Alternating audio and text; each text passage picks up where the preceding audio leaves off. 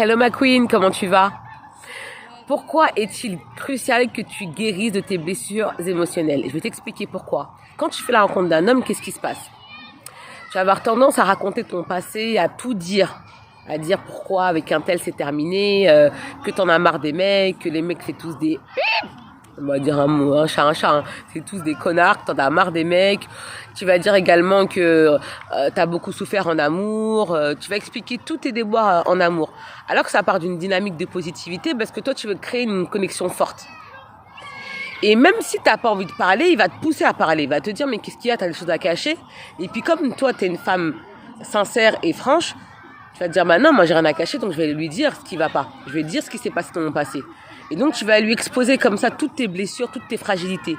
Et quand tu fais ça, tu lui donnes en fait le GPS de ton cœur. Tu lui montres comment tu fonctionnes et tu lui montres où il doit appuyer pour te faire mal.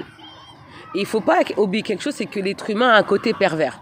Donc même si cette personne-là, cet homme-là n'est pas pervers, narcissique ou même s'il n'est pas manipulateur, il va le devenir.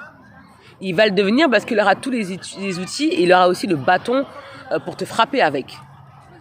Et quand tu exposes comme ça tes blessures émotionnelles, tu démontres une fragilité émotionnelle, une instabilité émotionnelle. Tu montres également que tu n'es pas prête pour rentrer en relation à cause de ta fragilité.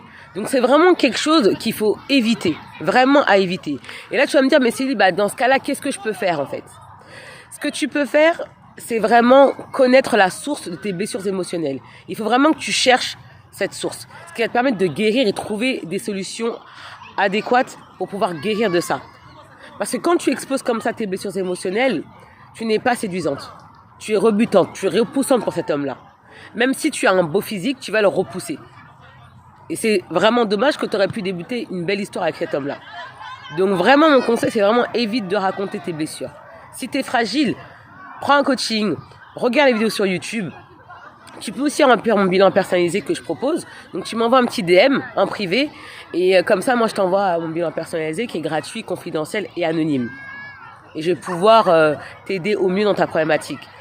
Parce que quand on a des blessures émotionnelles, on ne peut pas avoir une vie de couple épanouie. C'est pas possible en fait. Voilà, c'est pas possible. Tu vas tomber que sur des gigolos, que sur des menteurs, que sur des gens qui vont te manipuler parce que t'es faible.